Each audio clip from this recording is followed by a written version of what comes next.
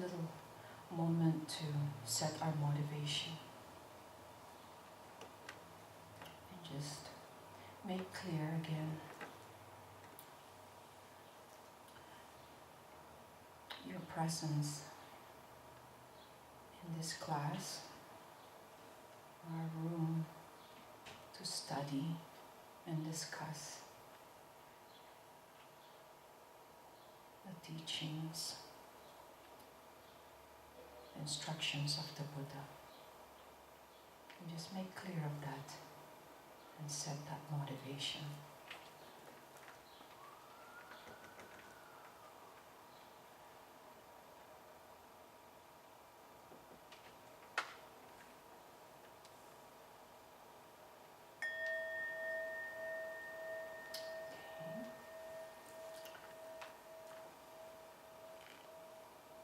So now, let's get to our prayers.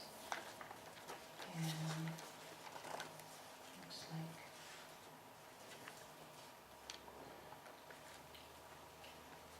can I have the one that has Manjushri in it?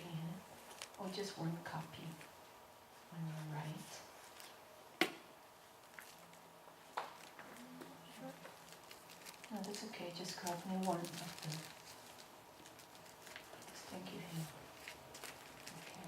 Oh, the Manjushri, this one. Yeah, that one. Yeah. This one. Yes. Do we have the sheets on that one? Yeah. There should be one. Can I have one, please? CE. Thank you. Okay, very good. So let's recite this all together. This is the prayer to Manjushri. In this way, help us illuminate our mind so we can understand the teaching, or at least be able to concentrate. Okay. So, we'll recite it in English, of course. Right? Okay, so here we go. I prostrate to the Lama and protector Manjushri. Your mind is completely pure and luminous, like the sun free from the clouds of the two obscurations. You hold the text at your heart, since you see all the variety of objects just as they are. You love like your only child all the multitude of beings who are trapped by the darkness of ignorance in the prison of samsara and are afflicted by suffering. Your speech, possessing the 60 kinds of melody, roars mightily like a dragon. Thus, you awaken from the sleep of the kleshas, liberate from the chains of karma, and dispel the darkness of ignorance. You hold aloft the sword, since you cut all the sprouts of suffering. You are primordially pure and have completed the 10 bhumis. You have perfected all the qualities. The kaya of the elders, son of the victorious one, is adorned with the 112 ornaments. You dispel the darkness of my mind. I pay homage to you, Manjushri. Om Arabasanati. Om Arabasanati. Om Arabasanadi. Oh, loving one, by the rays of your supreme knowledge, dispel the darkened ignorance of my mind, that I might understand the teachings and the commentaries as in the canon. I beseech you to grant the luminosity of confident wisdom. By this beneficial activity, may I obtain omniscience, and having vanquished the harmful enemies, greed, anger, delusion, may I liberate all beings tossed about helplessly by the waves of birth, aging, illness, and death in the ocean of becoming. by conforming to the knowledge of courageous Manjushri, and in the same way as Samantabhadra, and following their example, I dedicate perfectly all this virtue. May this virtue, by this virtue, may all beings perfectly achieve the accumulation of merit and wisdom, and may they thereafter obtain the two holy bodies which result from these two accumulations. By the blessings of the Buddha, who obtained the three bodies, by the blessings of the immaculate truth of the Dharmata, by the blessings of the infallible aspirations of the Sangha, may this prayer of dedication be accomplished just as it is. Okay, and then page 1. I go for refuge until I am enlightened to the Buddha, the Dharma, and the Supreme Assembly. By my merits of practicing giving and other perfections, may I become a Buddha to benefit all sentient beings. I go for refuge until I am enlightened unto the Buddha, the Dharma, and the Supreme Assembly. By my merits of practicing giving and other perfections, may I become a Buddha to benefit all sentient beings. I go for refuge until I am enlightened unto the Buddha, the Dharma, and the Supreme Assembly. By my merits of practicing giving and other perfections, may I become a Buddha to benefit all sentient beings. May all mother sentient beings, boundless as the sky, have happiness and the causes of happiness. May they be liberated from suffering and the causes of suffering. May they never be separated from the happiness that is free from sorrow. May they rest in equanimity, free from attachment and aversion. Reverently, I prostrate with my body, speech and mind, and present clouds of every offering, actual and mentally imagined. I confess all my destructive actions, accumulated since beginningless time, and rejoice in the virtues of all holy and ordinary beings. Please remain until cyclic existence ends, and turn the wheel of Dharma for sentient beings. I dedicate all the virtues of myself and others to the great awakening.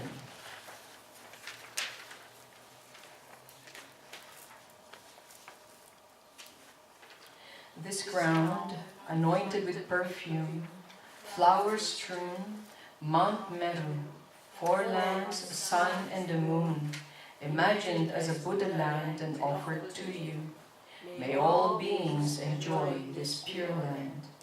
The objects of attachments, aversion and ignorance, friends, enemies and strangers, my body, wealth and enjoyments, I offer these without any sense of loss. Please accept them with pleasure and inspire me and others to be free from the three poisonous attitudes. Idam Guru Ratnamanjalakan Yatayami. Okay, and let's set our prayers aside. So, today we will continue, and I think we are going to finish and make a conclusion, and hopefully this will give a big mark on our daily life. Yeah, but before this, the purpose why I thought this is really a very good, topic, and for everyone to start to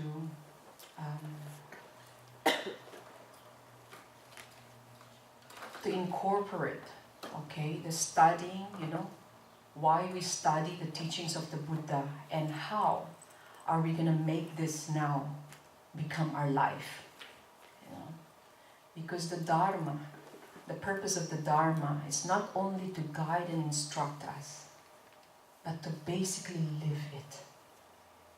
Live it like you breathe in and you breathe it out and bring it back again and out.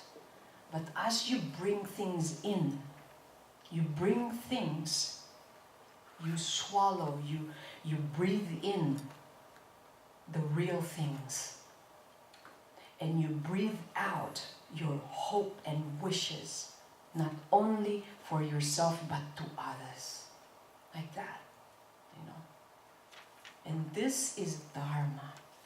You breathe in what is difficult and the blessings you let go to give it to others. This is the practice, yeah. Breathing in and out, just like what is emphasized in meditation. Because you see, like the last time we've talked about, like, yeah, we're here studying, wow, 4 truths, 18 qualities, 4 seals and all that. Yeah. What are the 3 jewels, What are the 4 extension of my vows, What are the things that I need to engage in and all that, like, whew, pretty heavy, right? But there's a reason why those are expounded. Because the complexity of our life, you see. Because the complexity of our needs, the complexity of our delusion. It's not just one face, Like right now, this kind of face is great face. We're okay. But when you turn a little bit of a quarter, yeah, that face will change. Well, you need a different kind of Dharma when you do that. And you turn again a different, yeah. So we are multifaceted beings that only one teaching will not do it. Did you see how much food we ate today? How many menus? Why not only rice? Because it's not enough to give us nutrients, right? So we have another one, and another one, and another one, and by that, in the end, we have dessert. Well, not only one dessert. We have 3, at least on my table. That's how complex our needs, But are we going to deprive ourselves, if there are things available such as teachings? No. It's like food, Because nutrients for the Dharma, one is not enough. One teacher is not enough. One type of teaching is not enough. There is a teaching for in the morning, there's teaching in midday, and there's teaching at night. And by the way, there is also a practice when you're sleeping. But we're not done yet. We're just in the morning. Yeah? This is why we have, the Buddha has given all this 84,000 teachings. Yeah. Because our mind comes in different levels, different mental disposition, different karmic disposition. Shirley's karma is different than Angela. These both, we're talking about the mind, but they hear differently, even though one language is being used. This is the reason why, when we understand why there are Dharma, different teachings at different times, is because of this. Okay? So you do not say no when the Dharma is given, because there is always a teaching and learning that you can get there. You know, like maybe the teaching is 1 hour and you are like about 50 minutes daydreaming, but that 10 minutes, you're lucky if you even have that 10 minutes of understanding. It's good enough. Good enough nutrition for this life. You see? So I said, okay, well, we have at least started the basics. You know, talking about basic. They call it about the fundamentals. You know, a lot of people who are very intelligent don't like fundamentals. They think that is so low. Like, I'm advanced, you know. But without the fundamentals, you cannot even go any further. You see? You know how it says in one text, when someone is traveling so far away, and they're looking so far away, no? They don't even look the one in front. You think they'll get there? No. You have to look closer, the one that is really in front of you. And this is basically what we need, is something what's in front right now, not the one that is coming. See? And most of the time we are so preoccupied with the things that are not happening yet. You know? We're so afraid. Like you're so afraid of a robber coming to your home, yeah, without you checking whether you lock your doors. You're so afraid that, oh, well, you know, and then to the point that you forgot that you know, the closest door to you, you forgot to lock. Because you're thinking about your main gate outside. But you say, well, you know, because we are so advanced people. You know, we prepare so long. But we don't really know that we need to work in here first. Yeah. So our fundamentals, right? Who remember that from 4 fundamentals? Do you ever remember? What's the first one? Understanding suffering. Okay, I admit we get confused a little bit. Those are the 4 truths. But very close. It still is that it will always end up there, okay? But remember the 4 fundamentals? Preciousness of human rebirth. The preciousness of suffering. Okay, we admit we study too much, you know, we kind of like mix them all up after a while. Hold on to that, because we need that one, okay? Hold on to the suffering, because of suffering too, you forget the preciousness of your birth, okay? All right. So are we practicing this? Not taking life. Yeah? Are we practicing seriously? Like, wow. Have you ever noticed that life is very, very tricky, but yet,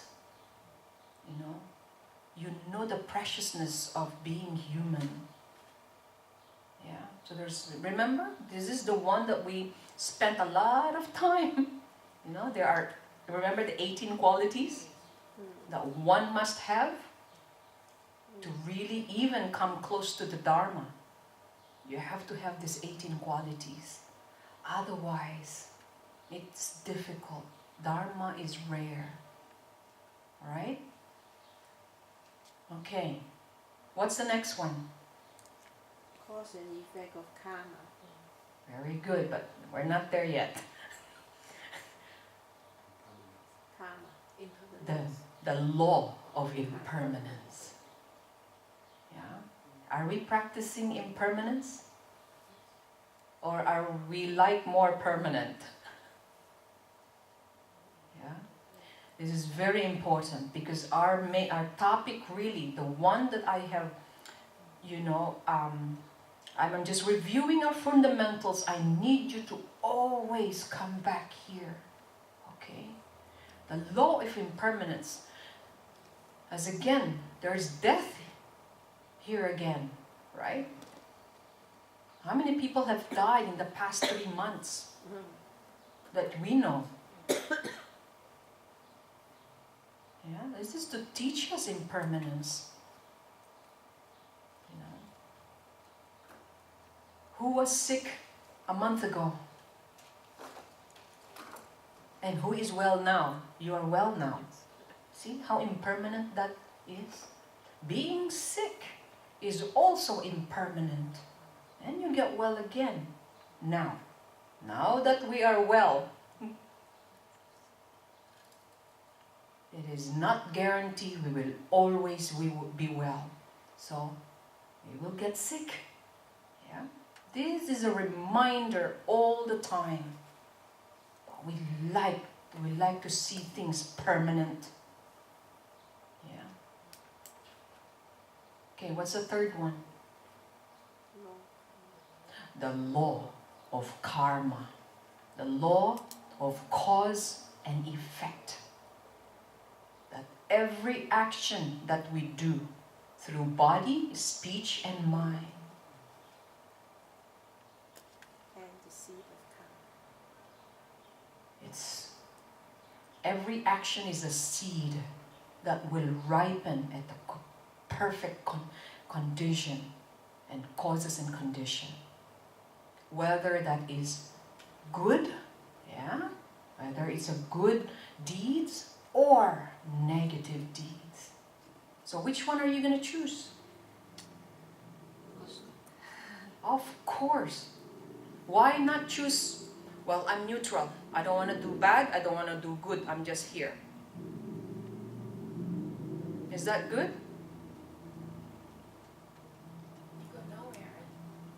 Yeah, eventually what? You will fall into either side. So, why even waste your time waiting? You might as well go towards the virtue. Create more virtue. And then therefore, creates more merit. Yeah? So this, no escape, karma. Even right now, that you are sitting here and your mind is like, winding, it's like a, tightening. Yeah, it's moving all the time. Like you're breathing in, breathing out. Karma is happening.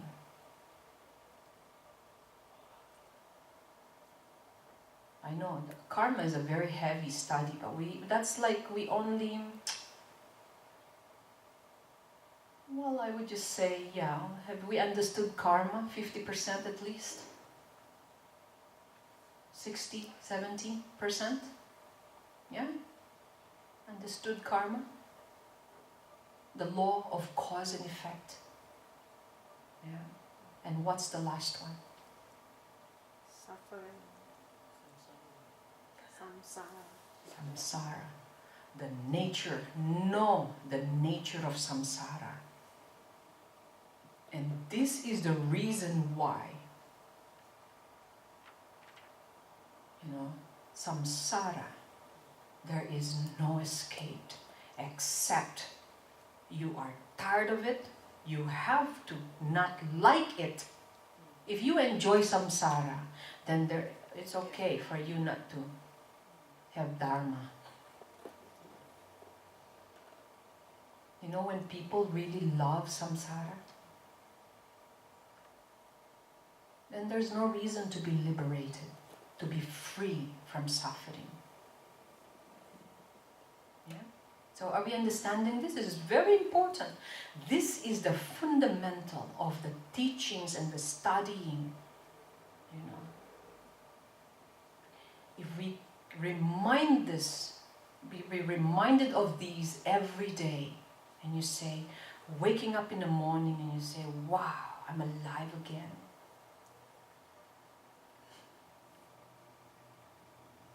Everything I've done wrong yesterday, I'll change it today. I'll make a point. At least even one step forward, not sidestep. Because all the time we do sidestep. You know what sidestep is? You avoid it. You know, right, left. And you think you're moving forward, but no. You just, like moving this table just on the side. It is just still there. Yeah. And if you step back, that means that you're stepping back from being courageous. And today I'm going to share something very real about Dharma. Why Dharma changed our lives. And I'd like to know, we are already about, what, 8 months? 9 months?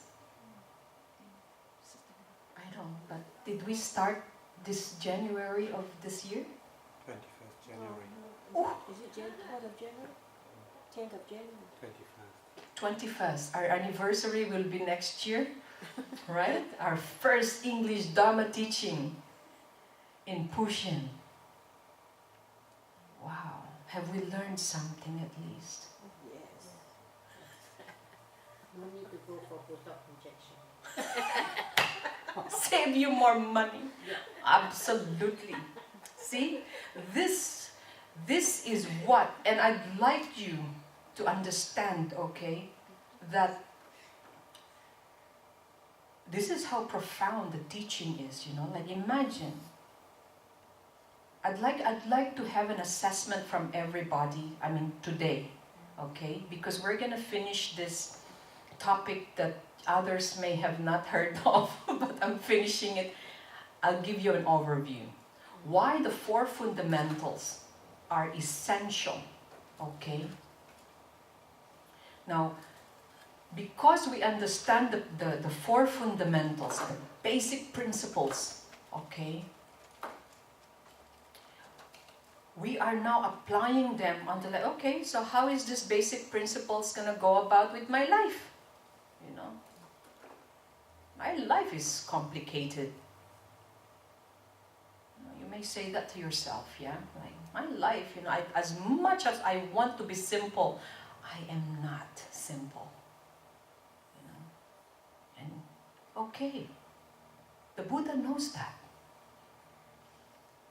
That's why we have layers and layers of methods.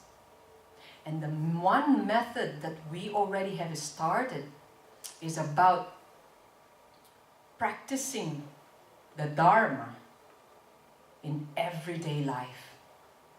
Beginning, I'm going to review, okay? Because I know we have 2 or 3 topics today that is new. Okay, so I'm just going to review for others that missed this last time. Okay,